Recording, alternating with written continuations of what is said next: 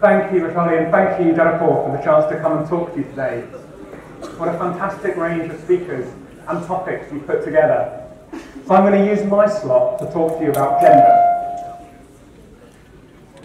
And I'm going to talk about the barriers that exist between men and women, and I'm going to talk to you about power, because ultimately this is all about power and the role that government and individuals can play in equalising that power imbalance.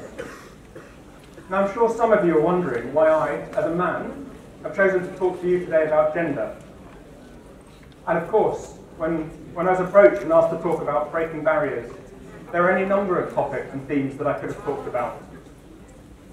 As a diplomat, my role is all about overcoming some of the barriers that can exist between countries and about people. So I thought about talking to you about the Commonwealth, which is having its next Heads of Government meeting in London in April, and talking about the way that that institution uses values like democracy, rule of law, good governance, both to break down the barriers of geography and overcome them. I thought about talking to you as well about my previous role in London, where I was helping the government prepare for Brexit and ensuring that the UK's exit from the European Union does not create unnecessary barriers for us there. But I chose to talk to you about gender for two reasons, really. First, it's a subject that matters to me enormously. I'm the father of 3 daughters. But secondly, more importantly, I believe it's an issue that's critical to society, all societies at large. And I'm going to do this, I hope, without falling into the trap of appearing to mansplain an issue, a set of issues that I'm sure many of you, particularly the women in the audience, are much more aware of than me and have been affected by for a lot longer than I've been. Okay, so in case you're not fully on board, let me recap briefly about why gender empowerment and gender equality matters, and why it matters critically to men as well as to women. First off, and I hope no one will dispute this, it's simply right, just and fair.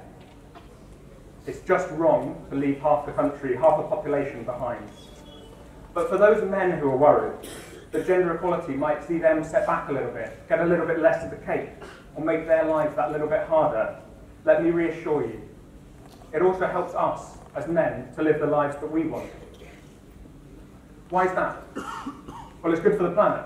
Giving girls a good education is the most critical factor in reducing birth rates, which will be, in turn, will be crucial in tackling climate change. It's good for countries and nations. Research consistently shows that those countries that are most gender equal score highest on measures of happiness. And if women were playing the same role in the labour market as men, we'd be adding an estimated £22 trillion to global GDP. It's good for business and companies too. Again, the evidence shows the more gender equal a company, the higher its retention rate, the greater employer satisfaction. BHP Hilton, which is a mining company, even found that their sites with more women in the staff will run more safely. So for those of you in the audience who end up running companies or making hiring decisions, please remember, it's not the cost of pursuing gender equality that you need to worry about. It's the cost of not pursuing it that matter. Closer to home, it's good for our families. Children are happier when men play an active role in the household, so are their wives. On a personal basis, it's good too. Most men I know want female friends, female colleagues, female wives who have high-quality jobs and fulfilled lives. And increasingly, we don't just want to be seen as men as breadwinners. We want to have a much richer, more varied role in households and with our children too. So gender equality is not a zero-sum game. It's not win-lose. It is genuinely win-win. So then, if it's such a no-brainer that female empowerment and gender equality is a good thing, why on earth do we need to keep talking about it? Well, I think the events of the last year have highlighted again the gulf that remains between men and women and the way in which they're treated across the world. You'll have seen the Me Too campaign, which started in the wake of the exposure of abuse in Hollywood and showed vividly and visibly quite how many women around the world have suffered and continue to suffer abuse at the hands of men. And then, of course, there's the enduring gender pay gap. Men remain consistently better paid than women across the world. And it's estimated it would take over 100 years for that gap to close. And I'm proud here This is an area where the UK Civil Service has taken an active leadership role. It publishes the pay gap every year that exists between men and women, and it's taking active steps to reduce it. And those gaps that exist between men and women aren't simply limited to pay. In the UK, research recently published showed that men also have over 5 hours more leisure time a week than women. So we don't just get better paid, we get more time off as well. And surely that can't be right. So why do these gaps exist then? And what can we do to address them? Well, data drawn from across the OECD shows that the median wage of a woman working full-time is around 85% of that of a man. Now that's not, as many people assume, because employers tend to pay men better for the same type of work. Instead, the real reason is twofold. First, women outnumber men in positions with lower salaries and fewer chances of promotion. And secondly, men and women remain, sadly, largely segregated between occupations and industries. And those where women tend to predominate pay less well. What this means then is that the pay gap would shrink if men moved into female-dominated jobs and industries, and vice versa. But that shift, in the OECD at least, stalled around a decade ago. Now there are quite a lot of reasons to explain this, lots of ideas, but I have a theory and I have a confession. So first, the confession. It wasn't until I became a father, just a little over 5 years ago, that I realised quite how early gender stereotyping starts, and how powerful and how ubiquitous forces are that tell our children from a really early age that their gender informs the type of roles they should fill, and about their place in the world. Some of you, I'm sure, will have seen Michael Kimmel's fantastic TED talk on this subject, where he talks and says that privilege is invisible to those who have it. And I wasn't aware, certainly, until I started seeing the world through my daughter's eyes, or rather seeing the world as it was being presented to my daughters. What an overwhelmingly male-orientated, male-dominated world it can be. So this is my theory. It's not groundbreaking, but it's something I think we all know at some level.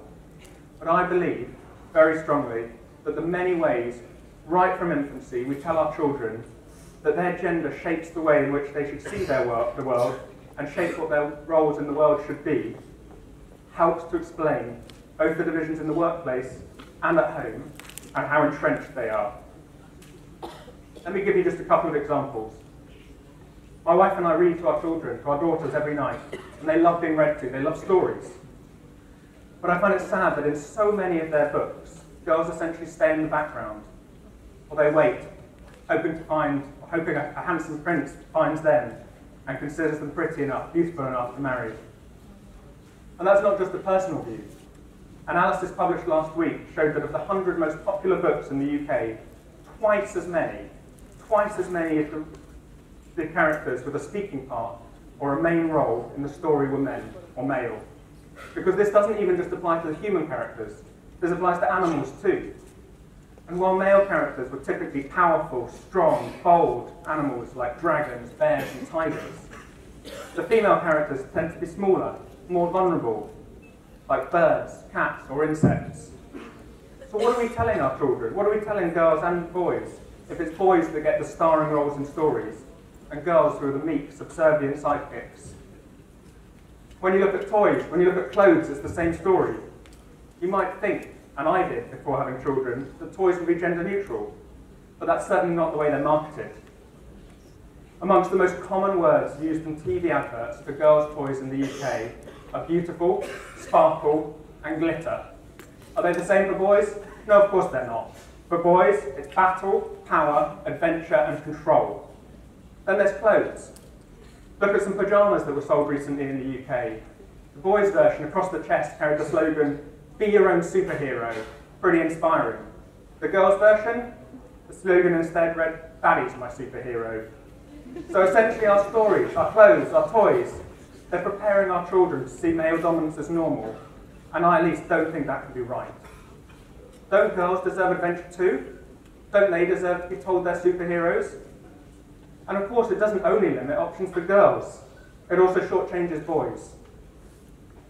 There have been plethora of programs and campaigns to encourage girls into science and engineering, with some success. But sadly, campaigns on the other side to encourage boys into nurturing professions like teaching and nursing are few and far between. And it's striking to me that by the age of 7, boys have fewer words than girls to describe all emotions except for one: anger. So involving men and boys, and doing it from a young age, I think is critical if we're going to address gender equality and achieve it. And that's something we can all do, everyone in this room, by telling children, the children in your lives, that they're not defined by their gender. But it's also an area that government can and does make a real difference by passing laws, creating regulations, and setting norms. Let me give you an example. This year marks an important anniversary for the UK in this journey. In 1918, we introduced partial women's suffrage, and also it was the year in which women could first stand as candidates to be members of Parliament. It took another 10 years until 1928 for women to be given the vote on the same basis as men. But now, 100 years later, we have a woman as our Prime Minister, our second. A third of her cabinet are women. Women hold half the so-called great offices of state in the UK for the first time in our history. And all those women are part of the most diverse Parliament ever, with 208 female MPs in our House of Commons.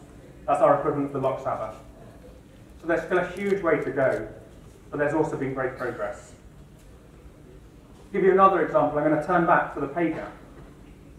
Data from the UK, at least, suggests that the age at which women's pay tends to start falling behind men's is the age at which they tend to have children. Now that happens for various reasons, but we often see that women reduce their hours or change jobs after having children. And the result? It means that nearly a third of women say they're overqualified and underpaid for the jobs they do. Here again, government policies are making a real difference. And that's an area where I've been both the proponent and the beneficiary. In a previous role, I advised UK government ministers on how best to recruit, train, retain and reward bureaucrats. In that role, I argued strongly that those fathers who took time out to look after their children as part of shared parental leave should be paid at occupational rates rather than statutory rates. Essentially, what that means is that men wouldn't be financially penalised for taking time away from work to spend with their children. Now, I was convinced of doing that because I myself had taken parental leave. Previously, I'd seen the benefits it had for me and my family, but I was also aware that take-up in the UK was incredibly low, with it being paid at statutory rate in the civil service. So, previously, when all of my children were born, my wife and I chose to share the maternity leave that until recently would have been hers alone. That meant she went back to work 3 months earlier than she might otherwise have done, and I spent those 3 months at home looking after the children full time. What was the impact of that for me and the family? Well, for me, I got to spend that time bonding with my daughters, spending time with them that I wouldn't otherwise have done, and I'm sure our relationship was stronger for it. And it also benefited my wife and us as a couple. I got to understand what she'd been experiencing, the delight, but also the frustration and the isolation that comes with staying at home every day with a baby. I got to understand quite how much work is involved in planning and running a household, work that most of the time, in most societies, falls to a woman. Spending those months at home has, I hope, meant that I've played a more equal role in our household ever since. And it also benefited my wife, and not just because I started pulling my weight more at home. She got to go back to work confident, or I hope at least relatively confident, that our daughters were being well looked after. And crucially, that meant that she could focus on re-establishing herself at work without worrying about rushing back to do nursery pickup, or about taking time off every time our daughters were sick. And then my daughters have no conscious memory of it. I'm sure, and I hope at some level, it's instilled in them the view that childcare is for men as well as for women. So it worked for me, it worked for my wife. I hope it helped my children, and I hope it gave them an outlook on life and about childcare responsibilities being for both men and women. And crucially, it works at a societal level too.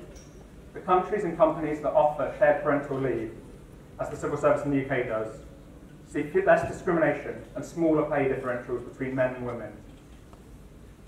So policies like this, combined with offering family-friendly, flexible working, seems to be helping, at least where I work in the Foreign Office, that's the UK's equivalent of the MEA, to ensure that our people are more representative of the UK as a whole. And it hasn't always been that way. So shockingly to me, it wasn't until 1946 that women were even allowed to be British diplomats.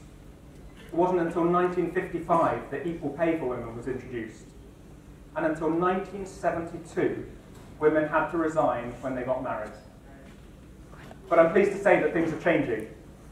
Now, almost half of our staff and a third of our senior managers are women. In 2008, we had 22 female heads of mission.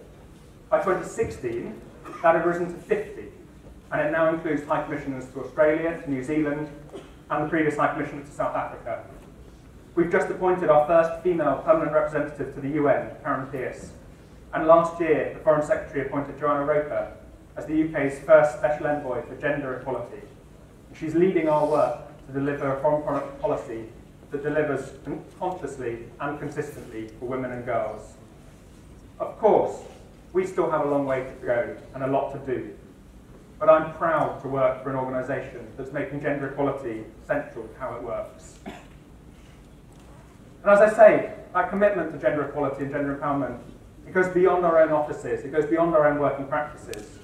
And I'm proud that my teams are working in close partnership with the Government of India and with Indian partners right across the country, supporting the work that they're leading to support female empowerment, promote gender equality across this country. I'll give you just a couple of examples. Last summer, I had the pleasure of spending an afternoon playing football with young women on the Maidans in Mumbai. They were there as members of the Kick Like a Girl programme, developed and run by Oscar Foundation, which is a fantastic NGO working there, and funded by us, UK and India. Oscar uses football to build confidence amongst young people from marginalised communities. And last year, our Kick Like a Girl programme gave 51 girls from the Ambedkar Nagar slum the chance to access sports and education that they wouldn't have otherwise had the chance to do. And we're expanding that programme to 90 this year. And I was spending an afternoon with those young women. It was one of the most inspiring things I've done in my time in India, hearing their stories about the challenges they faced in their life and how the programme was building their confidence and giving them the tools to overcome them. We're also working with employers. So we're working with companies like Marks & Spencer's and Superdry from the UK, as well as with Indian firms across the garment industry and across the country, working with them to help empower their female employees by raising their awareness of their own rights. Last year, that programme benefited 2,000 women in two factories. This year, like with the Kick Like a Girl programme, we're expanding it, and it will now cover 12 factories and benefits 12,000 women. We're funding microfinance initiatives for women, and we're also working with the police to support them to respond better to women, to violence against women and girls. And we're also working with and supporting many of the hugely impressive Indian women who are working in this field to build networks and share best practice. For the last 2 years, we've sponsored visits to the UK for eminent female politicians, civil servants, activists, lawyers, journalists and more, giving them the chance to share their experiences and learn from each other and from others working on the same issues in the UK and around the world. In all of these projects, we're working in partnership with Indian organisations, supporting women build confidence, build networks, and share best practice. And more widely, and just as importantly, to help bring about a culture shift in the way in which women and girls are seen and see themselves. And that's really the message that I want to leave you with today. Success here, bringing about gender equality, requires a culture shift. That'll take action by governments, and it'll need action by individuals. On the UK side, the government is committed at home to eliminating all forms of gender equality. And here in India, we will continue to work collaboratively with the Government of India and with partners across the country to support female empowerment and gender equality. But on the individual side, we need your help. So I leave with a request to you all. Please, please remember, this is an issue that supports us all, affects us all, regardless of our own gender. Challenge it wherever you see it. Make sure that the children in your lives know that gender shouldn't define them, doesn't define them, who they are, or the lives that they can lead. I hope that's a message that we can all agree on, and a change that we all want to see. So my plea to you today, appropriately here in the Gandhi Bhavan, in the famous words of Mahatma Gandhi, is please be the change that you wish to see in the world. Thank you very much.